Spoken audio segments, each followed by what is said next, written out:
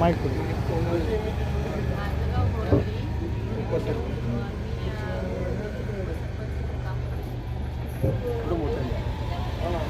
आपण उपोषणाला का बसला तर? 2023 मध्ये अंतर्गत काम चालू केलं आहे. म्हणजे अजून काही आता 2025 चालू झालं तरी काय अजून त्यांनी काम काही हे दिलं नाही आहे. नुसते अधिकारी येतात, आश्वासन देतात आणि 15 ऑगस्टला पण उपोषण केलं. या उपोषणाला काही त्यांनी आम्हाला फक्त आश्वासन देऊन गेले.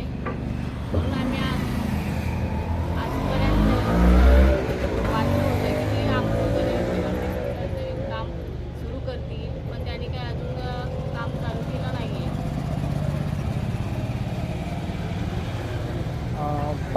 पाणी आपल्याकडे आता नाही आहे का?